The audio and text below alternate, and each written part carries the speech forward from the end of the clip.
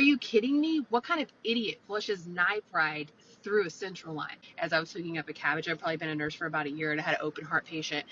So I was, getting all my lines straight, and I had two pigtails coming off of the central line, one of which had something hooked to it, one of which was just kind of open, and they'd just come from anesthesia.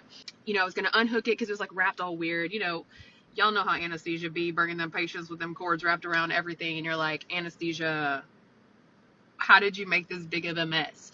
So I get the line straight, and I unhook it, and I think that I rehook it back into the port that it was previously hooked in, and that the other one was open. And nothing was hooked to the other one, it seemed like. That's a lie. Those are lies right there. Lies from the devil.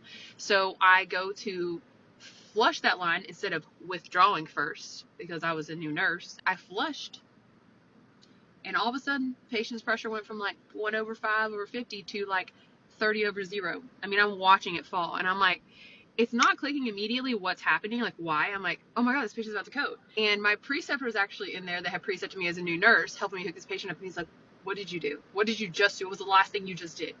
And I told him I flushed this port. There was nothing hooked to it. I flushed it. And he was like, I don't know, but I know that you just flushed nipride into that patient. Back then we used nipride instead of nicardipine. Luckily, nipride has a super short half-life, and the patient did not code, and it eventually just on its own starts coming back up. I mean, we're turning up pressors and opening fluids, just trying to like keep the patient okay until that happens. But that is the attention to detail that can kill someone in a CVICU, and why it's not good for nurses who work in a CVICU to be tripled, or for a patient that's coming back from an OR situation with multiple drips running to have a nurse have more than one patient in the CVICU, because flushing a port could have killed that patient.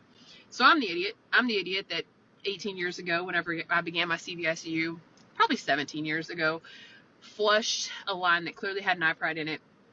And I learned a valuable lesson that day that I hope to be able to keep you from ever having to learn, that you will hopefully never flush any open ports. You will always pull back first, discard anything that might be in there, and then move forward with flushing or hooking whatever else you want up. Learn from my mistakes.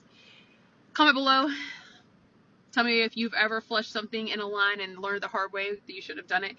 Like this video and follow this page.